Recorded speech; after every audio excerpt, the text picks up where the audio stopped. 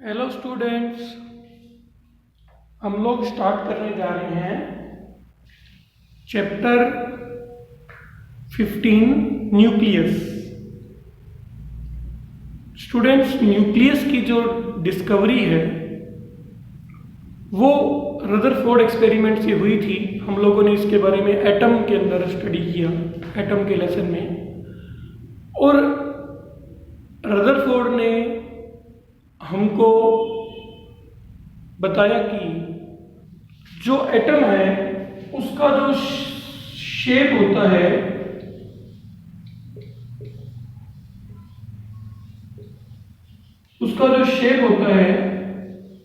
वो स्फेरिकल होता है।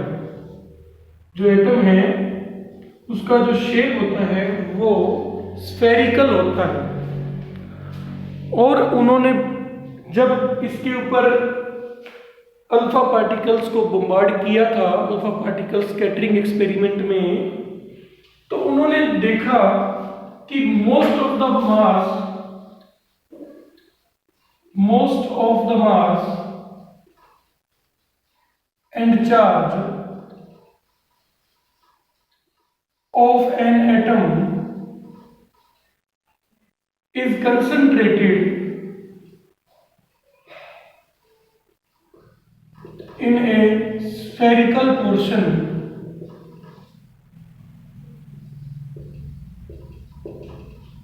at the center of atom। जो हमारे रदरफोर्ड साइंटिस्ट थे उन्होंने ये बताया कि जो एटम है उसका शेप भी स्फेरिकल है, और उस एटम के अंदर जो सेंटर पार्ट है उसका वो है न्यूक्लियस, और न्यूक्लियस का शेप भी स्फेरिकल है। न्यूक्लियस का जो शेप है वो भी स्फेरिकल शेप का न्यूक्लियस होता है, ऐसा उन्होंने बताया। और उस न्यूक्लियस की खासियत ये होती है कि पूरा जो एटम है ना उसका लगभग मास जो है वो यहाँ पे सेंटर में कंसंट्रेटेड होता है, न्यूक्लियस में कंसंट्रेटेड होता है, और चार्ज भी उसका यहाँ पे कंसंट्रेटेड होता है। कौन सा चार्ज? Positive charge. जो पॉजिटिव चार्ज होता है वो यहाँ पे कंसंट्रेटेड होता है। जो एटम है उसके सेंटर में एक और स्फीयर होता है उसके अंदर, और इस स्फीयर को कहते हैं न्यूक्लियस। यानी ये अपना एटम हुआ, और इस एटम के अंदर ये छोटा सा एक और स्फीयर होगा जो किसको डिनोट करेगा? न्यूक्लियस को डिनोट करेगा। ऐसा रदरफोर्ड ने अपनी डिस्कवरी में बताया। और चार्ज की बात यहाँ पे इसलिए क्लियर हुई थी क्योंकि अल्फा पार्टिकल जो थे वो मोस्टली अल्फा पार्टिकल सीधे जा रहे थे और कुछ अल्फा पार्टिकल ही डेविएट हुए थे। क्योंकि अगर चार्ज एटम में सब जगह डिस्ट्रीब्यूट होता तो सब जगह से ही उनका डेविएशन होना चाहिए था, लेकिन एक पर्टिकुलर जगह से उसका डेविएशन जो था अल्फा पार्टिकल का वो ज्यादा हो रहा था। दैट मीन्स जो चार्ज था, जो पॉजिटिव चार्ज था एटम का, क्योंकि अल्फा पार्टिकल भी कैसा चार्ज होता है? पॉजिटिवली चार्ज होता है। हीलियम का न्यूक्लियस जो है उसको क्या बोलते हैं? अल्फा पार्टिकल बोलते हैं। तो ये भी पॉजिटिवली चार्ज होता है। तो अगर पॉजिटिव चार्ज पार्टिकल जा रहा है और वो अगर वापिस आ रहा है या डेविएट हो रहा है एक ही जगह से, दैट मीन्स बाकी का जो पॉजिटिव चार्ज है, जो एटम का पॉजिटिव चार्ज है, वो कहाँ पे कंसंट्रेटेड है? उस पॉइंट पे कंसंट्रेटेड है। उस पॉइंट पे वो क्या है? कंसंट्रेटेड है। तो ऐसा जो है वो जानकारी अपने को मिली रदरफोर्ड एक्सपेरिमेंट में, और न्यूक्लियस की डिस्कवरी भी हुई। और न्यूक्लियस के अंदर बाद में डिस्कवरीज हुई, उसके बाद इन्होंने बताया साइंटिस्ट ने कि दो मेनली दो तरह के जो है अंदर, और उसके अंदर जो है पार्टिकल्स होते हैं। एक होते हैं प्रोटॉन्स और एक होते हैं न्यूट्रॉन्स। प्रोटॉन पॉजिटिवली चार्ज होते हैं और न्यूट्रॉन्स जो है वो अनचार्ज होते हैं, यानी कि न्यूट्रॉन जो है वो हमारे न्यूट्रल होते हैं। और जो नंबर ऑफ प्रोटॉन है और नंबर ऑफ न्यूट्रॉन है वो इक्वल भी हो सकता है, अनइक्वल भी हो सकता है। हो सकता है कि न्यूट्रॉन ज़्यादा हो, प्रोटॉन कम हो, और ऐसा भी हो सकता है कि केवल प्रोटॉन ही हो उसमें, जैसे कि 1H1 में केवल प्रोटॉन ही होता है ना, 1H1 में हाइड्रोजन के अंदर। तो एक एलिमेंट का एग्जांपल ये भी है जिसके अंदर केवल प्रोटॉन ही होता है। ठीक है, तो इस तरह से रदरफोर्ड ने बताया इन बातों के बारे में कि जो शेप है एटम की वो भी स्फेरिकल है, और उस स्फेयर के अंदर भी एक और स्फेयर है छोटा, जिसकी शेप भी कैसी है, स्फेरिकल है। छोटा स्फेयर जो है उसको न्यूक्लियस बोला। और एटम का जो साइज है, साइज ऑफ एटम को जो उन्होंने डिनोट किया वो उन्होंने बताया रेडियस से।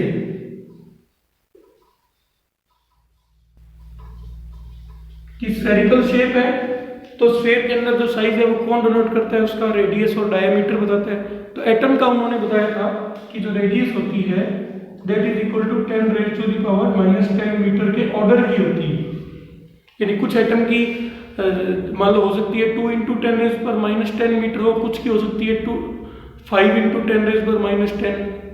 बड़े एटम है तो उनकी रेडियस थोड़ी ज़्यादा होगी, छोटे एटम है तो उसकी रेडियस थोड़ी कम होगी, लेकिन जो ऑर्डर होगा रेडियस का, यानी जिसमें उसको मेजरमेंट की जाएगी, वो इतना स्मॉल होगा, यानी उसकी जो वैल्यू होगी वो होगी 10⁻⁻10 मीटर। तो इसको कहा जाता है 1 आर्मस्ट्रॉन्ग। 10⁻⁻10 मीटर को लिखते हैं आर्मस्ट्रॉन्ग से। ओके, 10⁻⁻10 मीटर को लिखते हैं आर्मस्ट्रॉन्ग से।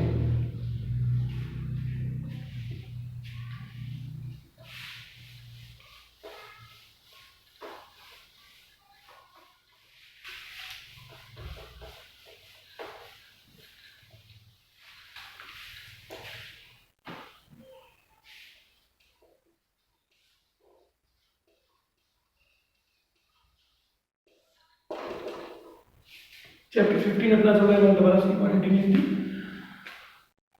Radius of nucleus is of the order of 10⁻⁻15 metre. जो अपना न्यूक्लियस है वो मैं आपको बताया जैसे मैंने कि वो अपना एटम से भी छोटा है। जो एटम है उससे भी न्यूक्लियस क्या है, छोटा है, तो उसकी रेडियस एटम से भी कम होगी। और न्यूक्लियस की जो रेडियस है वो बताई 10⁻⁻15 मीटर। इसको फेम्टोमीटर भी कहते हैं। फेम्टोमीटर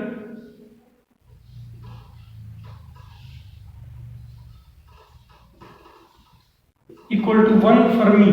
इसका जो दूसरा नाम है वो 1 फर्मी भी है, इज इक्वल टू 10⁻⁻15 मीटर। 1 फेम्टोमीटर लिखा हो या 1 फर्मी लिखा हो, दोनों का मतलब जो है वो सेम होता है 10⁻⁻15 मीटर। जैसे आर्मस्ट्रॉन्ग का मतलब होता है 10⁻⁻10 मीटर, सेंटीमीटर का मतलब होता है 10⁻⁻2 मीटर, वैसे ही यहाँ पे हमारा जो फेम्टोमीटर है इसकी वैल्यू होती है 1 fermi is equal to 10⁻⁻15 metre. और जो रेडियस होती है वो इस ऑर्डर की होती है। इस ऑर्डर के होने का मतलब हो सकता है किसी की रेडियस, न्यूक्लियस की रेडियस R1 किसी पर्टिकुलर न्यूक्लियस के लिए हो 2 × 10⁻⁻15 और किसी दूसरे के लिए है वो 4 × 10⁻⁻15। तो अलग अलग वैल्यूज हो सकती हैं, बट जो ऑर्डर है उसका वो क्या होगा, फेम्टोमीटर या फर्मी में होगा। Okay students,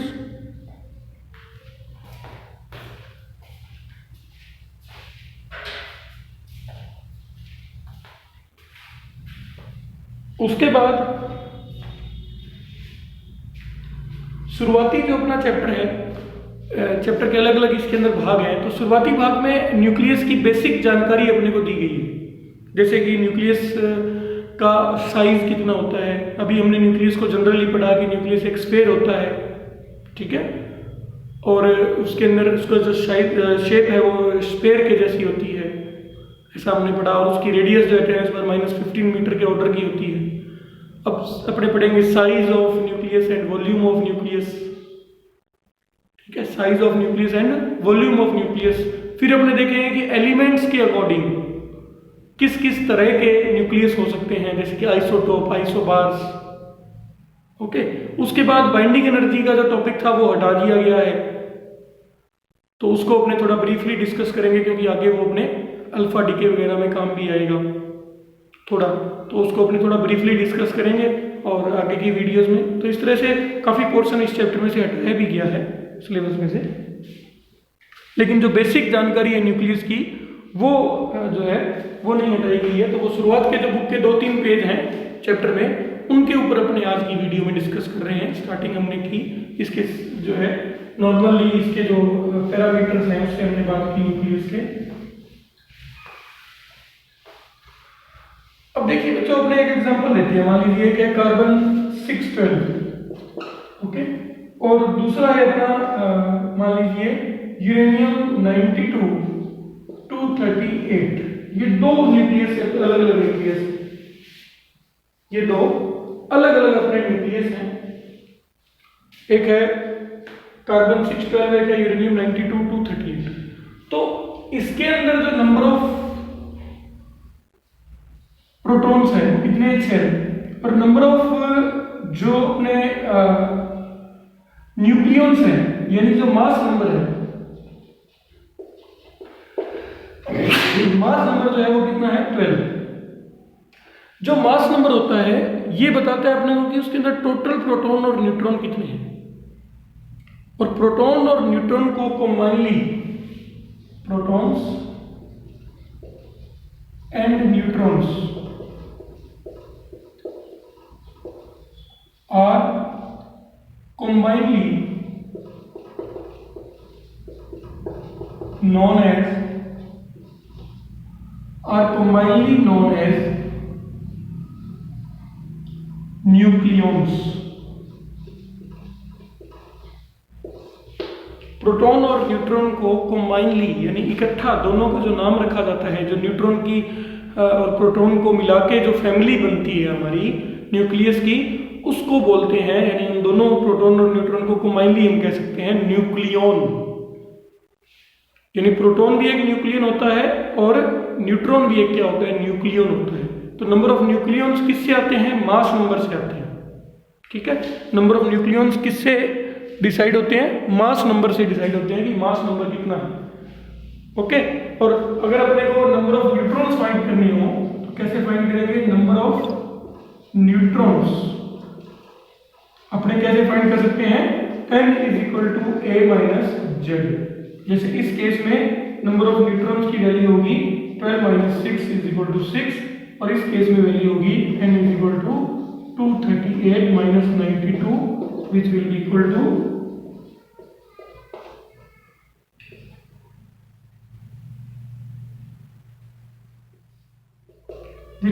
to 146, which will be equal to 146 number of neutron. तो देखिए इन दोनों में ये जो है ना कार्बन, इसके अंदर नंबर ऑफ न्यूक्लियॉन्स कम है, तो ऑब्वियस सी बात है इसका साइज भी क्या होगा, यूरेनियम के मुकाबले में कम होगा।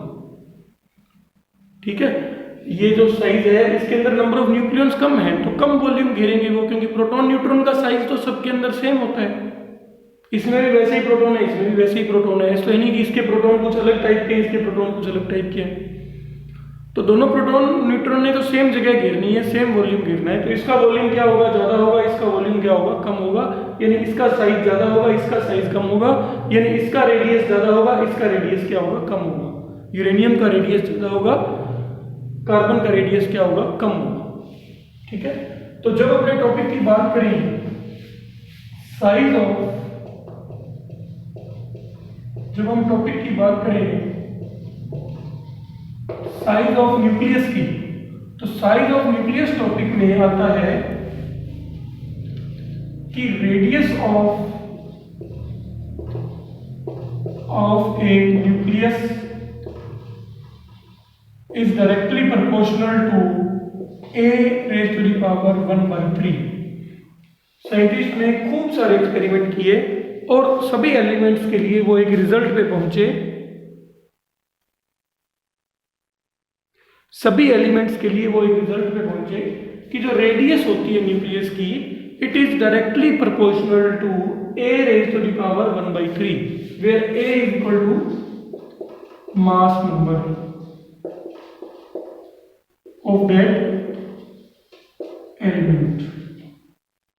तो ये चीज तो आपको क्लियरली समझ में आ रही है कि जो अपना कार्बन है और जो अपना यूरेनियम है, इन दोनों में ही नंबर ऑफ न्यूक्लियॉन्स अलग अलग हैं। यूरेनियम में नंबर ऑफ न्यूक्लियॉन्स ज़्यादा हैं, तो they will have more size. The uranium nucleus will have more size, and this things is given in by the experiments by the scientists that radius of the nucleus is directly proportional to a raised to the power 1 by 3. That means radius is proportional to a raised to the power 1 by 3, and r is equal to r0 a raised to the power 1 by 3, where r0 is a constant and its value is known as 1.2 into 10 to the minus 15 meter is equal to 1.2 fm. Scientist ने बताया कि जब इस आप proportionality sign को हटाएंगे, ये result कहाँ से आया? एक्सपेरिमेंट से आया। और जब आप ये प्रोपोर्शनलिटी साइन को हटाएंगे तो वहाँ पे आएगा एक R0 कांस्टेंट आएगा, और वो जो कांस्टेंट आएगा उसकी वैल्यू होती है 1.2 into 10 raise to power minus 15 metre. उस कांस्टेंट की वैल्यू होती है 1.2 into 10 raise to power minus 15 metre, यानी उसकी कांस्टेंट की वैल्यू होती है 1.2 फेम्टोमीटर या 1.2 फर्मी। तो इस तरह से ये अपने को रिलेशन याद रखना है कि R is equal to R0 a raise to the power 1 by 3। Aluminium का जैसे एग्जांपल अपने को दिया हुआ है बुक में, इसके बाद a की वैल्यू पूछा गया कि रेडियस कितनी होगी एल्यूमिनियम न्यूक्लियस की, तो एल्यूमिनियम के लिए a जो है वो 27 होता है, तो 27 की पावर 1 by 3 इज 3, तो R0 into 3 will be the value. यानी ये कांस्टेंट की वैल्यू भी एक्सपेरिमेंट से दी उन्होंने, और a की वैल्यू भी कहाँ से दी? एक्सपेरिमेंट से दी। ओके, जो r की वैल्यू थी वो a पे डिपेंडेंट है, ये भी कहाँ से आया? एक्सपेरिमेंट से। और अपने पास में ये R0 की वैल्यू भी कहाँ से आई? एक्सपेरिमेंट से। तो इस तरह से ये टॉपिक अपना साइज ऑफ न्यूक्लियस जो है वो क्लियर है कि size of nucleus, radius of nucleus is proportional to a raise to the power 1 by 3।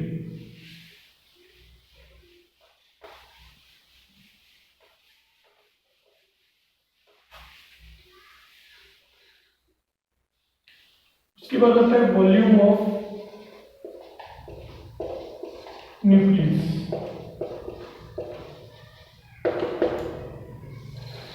Volume of nucleus का क्या मीनिंग है बच्चों? वॉल्यूम ऑफ न्यूक्लियस मतलब न्यूक्लियस कितनी जगह घेरेगा या कितना उसको स्पेस चाहिए कहीं पे एस्टेब्लिश होने के लिए। कहीं पे उसको अगर अपने पास में 1 न्यूक्लियस है किसी भी एलिमेंट का, तो कितनी जगह उसको चाहिए वहाँ पे आने के लिए। तो वो शेप जो है वो न्यूक्लियस की कैसी होती है? स्फेरिकल होती है, इसलिए वॉल्यूम इसका कैसा होगा? V will be equal to 4/3 pi r3।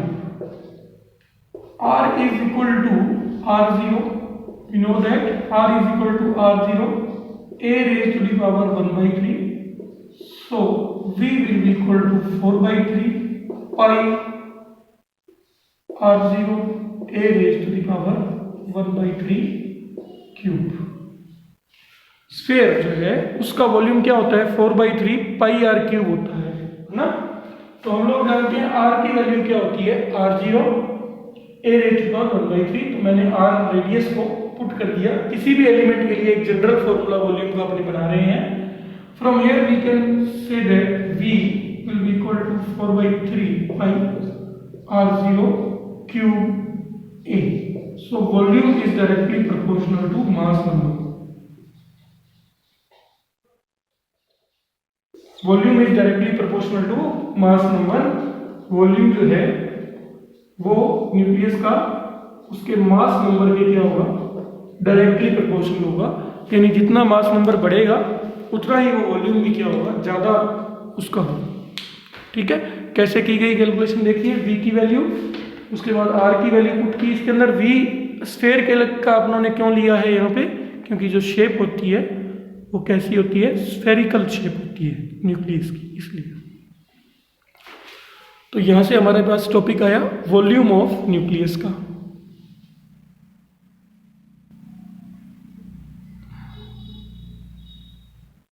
उसके बाद में कुछ डेफिनेशंस हैं, कुछ डेफिनेशंस हैं रिलेटेड टू न्यूक्लियस। ये तो दो चीजें हमने पढ़ी, साइज और रेडियस के बारे में, रेडियस और अपनों ने वॉल्यूम के बारे में हमने पढ़ा। अब उसके बाद आता है सम डेफिनेशंस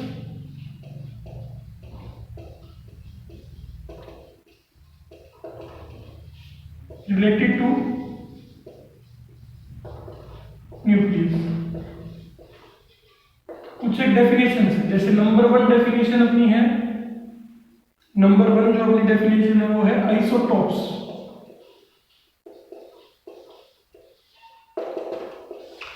आइसोटॉप्स जो फर्स्ट डेफिनेशन अपनी वो है आइसोटॉप्स। तो स्टूडेंट्स आइसोटॉप्स क्या होते हैं? आइसोटॉप एक ही एलिमेंट के होते हैं, एक ही एलिमेंट के अलग अलग आइसोटॉप्स होते हैं, जैसे कि 1H1, 1H2, 1H3, जैसे कि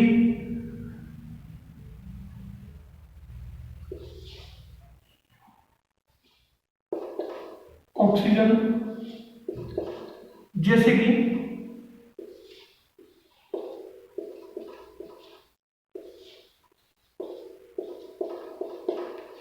आइसोटॉप का मतलब कि एलिमेंट्स जो है उसका न्यूक्लियस नेचर में अलग अलग मास नंबर का मिल जाता है कई बार। देखो अगर एटॉमिक नंबर सेम है इसका मतलब एलिमेंट ही सेम है, यानी अगर हमने एलिमेंट लिया हाइड्रोजन तो तीनों में एटॉमिक नंबर सेम है, दैट मीन्स एलिमेंट तो उसका डिपेंडेंट किस पे होगा? एटॉमिक नंबर पे। तो 1 1 1 तीनों का एटॉमिक नंबर सेम है, तीनों ही हाइड्रोजन के ही हैं। बट इसमें क्या फर्क है? इसके अंदर नाइट्रोजन नहीं, न्यूट्रॉन नहीं है, इसमें एक न्यूट्रॉन है और इसके अंदर 2 न्यूट्रॉन। हाइड्रोजन है न्यूक्लियस, ड्यूटेरियम और ट्राइटेरियम, ड्यूटेरॉन भी बोलते हैं इसको 1s2। इसी तरह से ऑक्सीजन के भी 2 आइसोटोप है, 816, 817।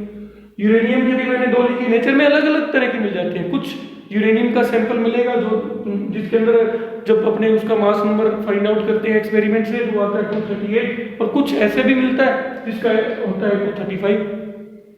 बट सेम एटॉमिक नंबर के लेकिन मास नंबर अगर डिफरेंट हो तो इस तरह के पेयर को बोलते हैं आइसोटोप। हम बोलेंगे कि ये यूरेनियम के आइसोटोप है, ये भी ऑक्सीजन के आइसोटोप है, ये भी हाइड्रोजन के आइसोटोप्स है।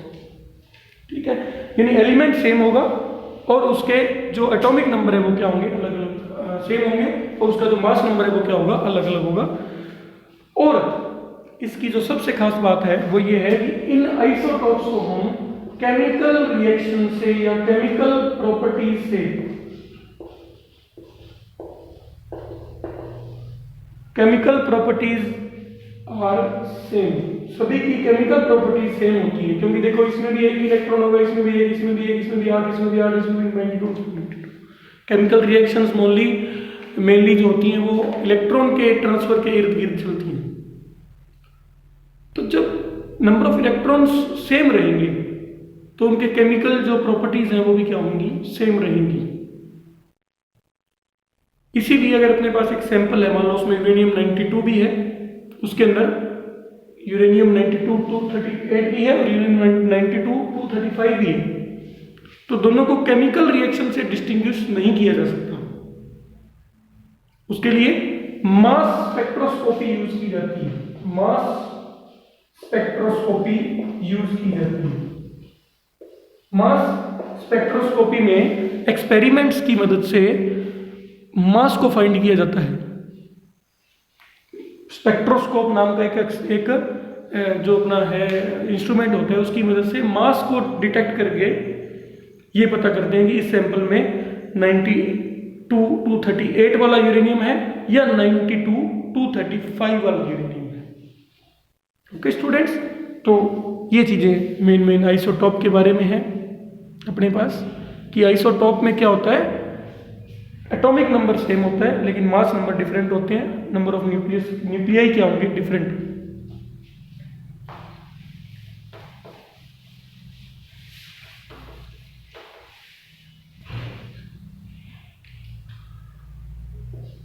उसके बाद आता है आइसोबार्स। आइसोबार्स जो है वो 2 अलग अलग एलिमेंट्स के होते हैं। आइसोबार्स हमेशा दो अलग अलग एलिमेंट्स के होते हैं।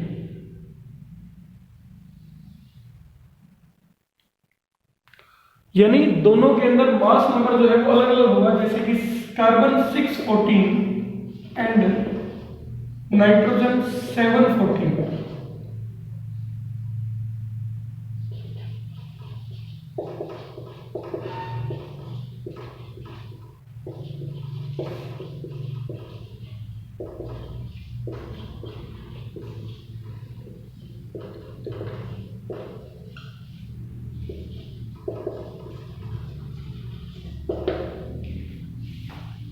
जिसके अंदर क्या होगा कि अपना जो मास नंबर है वो सेम होगा, लेकिन केमिकल प्रॉपर्टीज जो है वो क्या होंगी, डिफरेंट होंगी। देखिए जैसे एग्जांपल अपने लेते हैं